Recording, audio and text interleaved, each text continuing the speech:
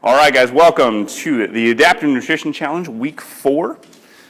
Hopefully, we're getting in a good groove right now. I've only got 5 people here out of the 10. So assuming everybody's doing great, plus our publishing skills are getting better, and that's obviously why people are waiting for the video and the audio. So today, just an overview, guys. We're going to take a look at what's going on with your bodies. You guys are following your meal plans at this point. So we're going to answer any questions about the meal plan and how to track more closely to that.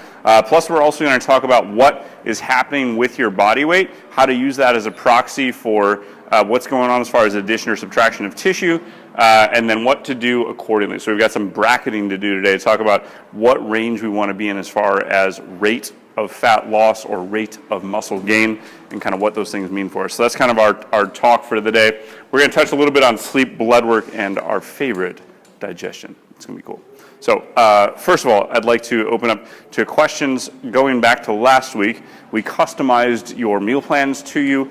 We sent them out. They are adjusted for your biometrics. How that works, by the way, is we start with an estimate as far as your daily caloric needs based on your height, your weight, your body fat percentage, and your age. It is at best a guesstimate, which is why we have the ability to iterate up and down using our meal plan based on what we're seeing in your body. After that, we add activity level to it. So if you're working out, we've got 2 different options for working out.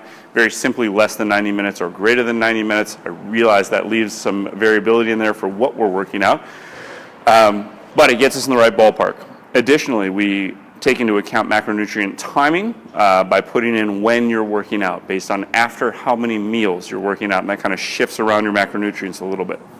So we should be, at this point, following our meal plan, logging our body weight every day, and we should be seeing something happen. What? Kind of depends. So first, questions from you guys.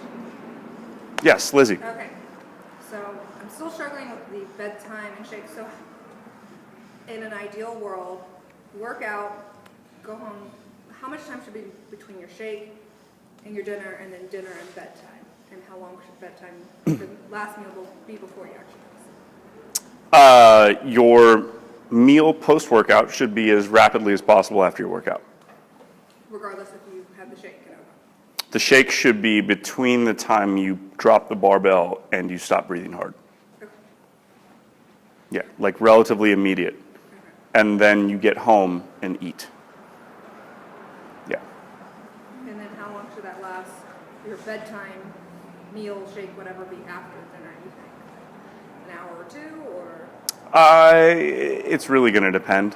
Okay. For some people, they're like, dude, I get home and I eat and I go to bed. It's like, okay, then put them together. Okay. And just eat all those macros at one time, and that's okay. But typically, some people get home and they'll eat at like 8, and then they'll go to bed at 10. And so that's a couple hours. So either way is fine. Yeah, it's not really critical. We just, need to get that food in because your body needs that energy. But you can mash them together if you want, or typically most people have a period of time between their last meal and bedtime. Thank you. Of course. That's a good question. What else? Things are going good so far? Fantastic. What's going on with your body weight? Kind of plateaued. Yeah. Cool. I dropped like maybe 10 pounds right before we started the actual plan, and then it's been the exact same weight down to the 10th of a pound all the way. Awesome. Past week. That's great. That's good. That's so that's actually not a bad thing necessarily, and we'll talk about why. What's going on with you, Anton? I dropped like 5 pounds when I started. Mhm. Went out one night last Friday and went up like 5 pounds the next morning. Yeah, why did that happen? Why did you go down 5 pounds at the start of the plan, and then you went out, played Booze Hound for a night, and then your weight went up? Why? Why did I do that? Yeah. Or why did it go up? Both. I couldn't say no, and I don't know why. You couldn't say no? I couldn't say no. What was her name? Huh? What was your name? It was just a group of my friends. The plan was to go have a few drinks, and it ended up being several. We had brisket sandwiches, and good night. Cool. You gonna do it again? No, that was last Friday, almost a week ago. And ever since then, I've been going back down. Okay. Like just one day later, dropped back down to 5 pounds, and then now I'm down 7 pounds since last Friday. Okay. So the reason that happens is inflammation in your body. And so when you put stuff in your body, like the things that we decided to pull out, you remember that list we had over here of all the stuff to pull out? You're causing systemic inflammation in your body. So it's retention of water. That's a bad sign because that means your body's inflamed. Yeah, so it's nastiness. We'd like to not do that, actually, for the remainder of the next several weeks, if you can. That'd be cool. So that's how that happens. And a lot of you guys experienced this when we started the challenge. When you cut stuff out of your diet, you notice an immediate weight drop. And so initial weight drops when you kind of start the challenge are not from caloric deficit. They're not from macronutrient timing. They're from getting rid of the inflammation in your body, from food quality. And so paying attention to what goes into your body, because believe it or not everything in the grocery store is good for your body. I know that's kind of shocking, but those companies are not here to make you healthy. They're here to make money. And so we're here to show you what foods to eat that your body will agree with. And so that's kind of why that happens. So let's talk about it a little bit. So how many of you guys are cutting? As in, I want to be smaller. Cool. How many of you guys are bulking? As in, we want to add muscle mass. Fantastic. So we have some in both categories. I like this. This is good. So let's talk about it. So the optimal rate for cutting, for losing body weight, is between 0.5% and a whole percentage of body weight per week. And so typically what we see is in this range, things are good because we are losing weight at a fast enough rate that we can measure it. So we know that it's happening.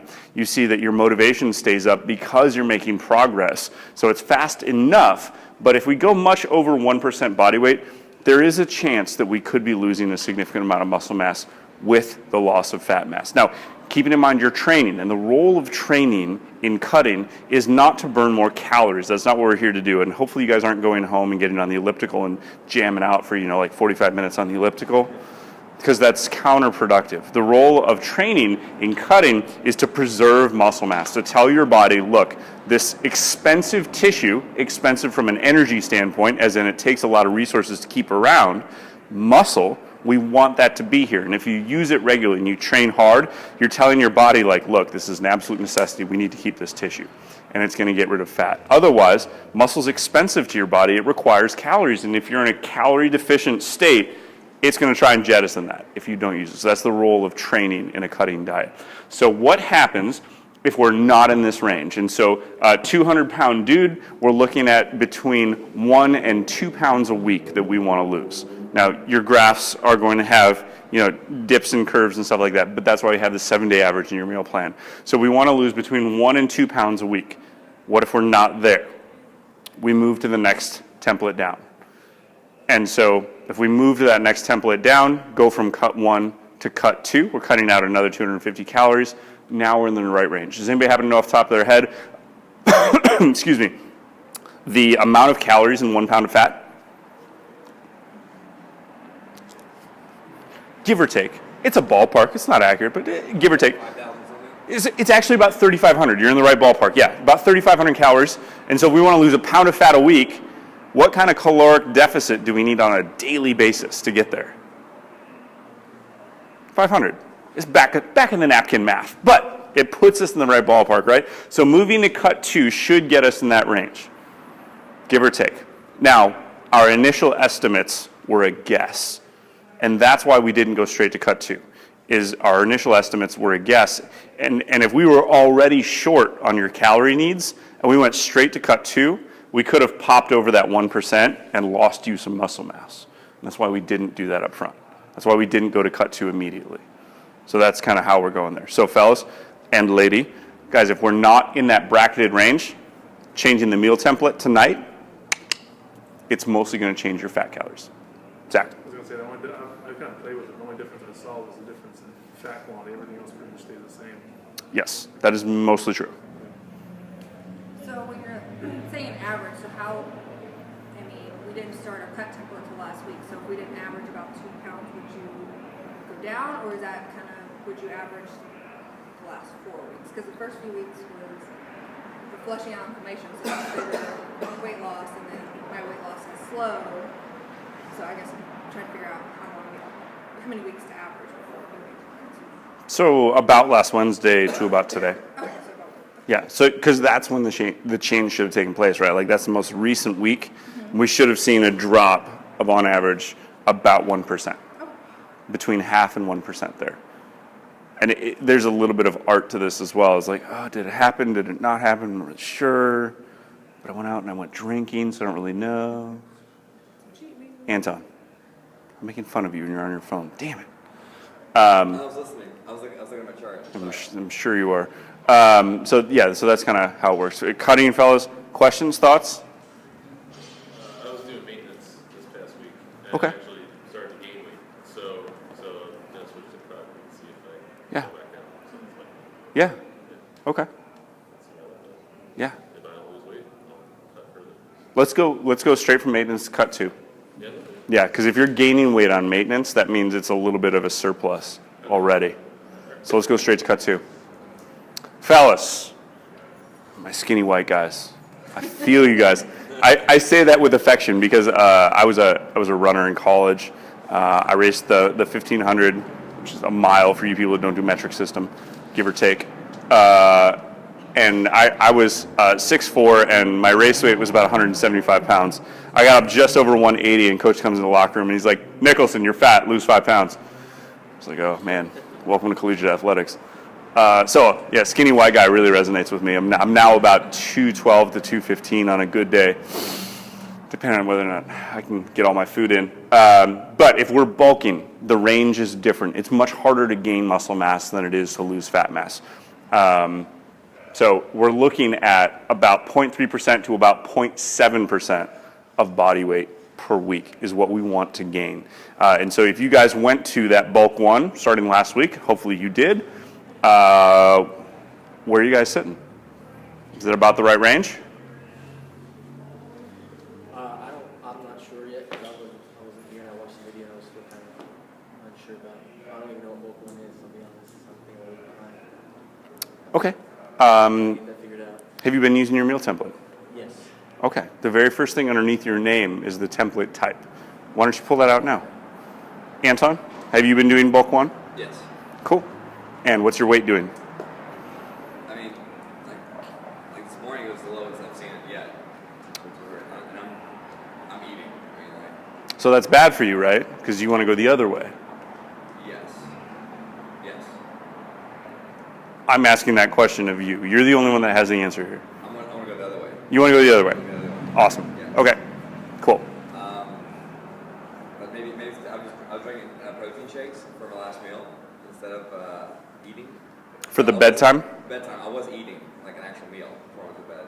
Last 2 nights I've been just drinking protein shakes. Maybe that could be a difference.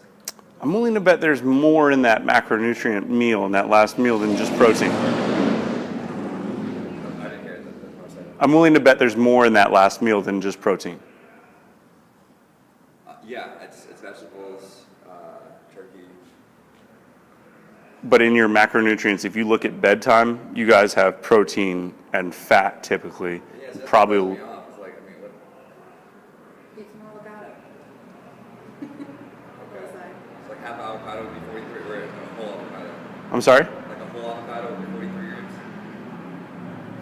Look at the meal. Click on I meal prep. know. It will give you a. So basically, it's measured by 9 teaspoons. Okay. So is that how I measure? Like, So if you're not getting that, so 9 teaspoons, so a teaspoon is typically between 15 and 17 grams of fat, and that's not true, that's a tablespoon. So you're missing 45 times 9, what is that? That's a lot of calories, dude. You're missing that, because if you're not getting that, if it's in your meal plan, you're not eating I it. think the fat is the one that I'm not hitting the most. Okay, I think it's what's missing out of all my meals. that's awesome, then you just identified what's failing you. So just add some nuts and avocados to it. That'd be good. Yeah, tap on the title of fat there. Tap on the word fat. It'll tell you what to eat if you weren't listening the first week. No, I was. It's just, I guess I wouldn't eat butter. I wouldn't eat olive oil. I mean, I would just. Why not? Huh? Why not? Because everything I'm buying is already pre-made. It's either I'm going to like Central Market, I'm just getting chicken breasts with like, rice or something, or I'm getting mindful foods with chicken and rice or turkey rice. Add butter to your rice. It's delicious. Yeah, so is olive oil on your rice. It's tasty. Just get some butter and stuff. That's it. Yeah, Feels weird, but. yeah. Olive oil. Well, that's the Yeah. Okay. Yeah. Yeah, so we talked, one of the very first things that we talked about was how to add fats to your diet. And like, if you don't have any other way to do it, just olive oil, measure it, put it on your carbs, put some salt on there. Is it coming back? We talked about this, like salt, carbs, fat. Your brain loves that. It's going to be delicious. Okay. Yeah. I think that's the only thing that I'm missing from it. It's just fats are. I'm not hitting my fats. Okay. Well, then we have identified it. That's fantastic. We know we need to hit the fats, and your body weight, instead of plummeting, will turn up the direction we're looking for. Fantastic. Problem solved.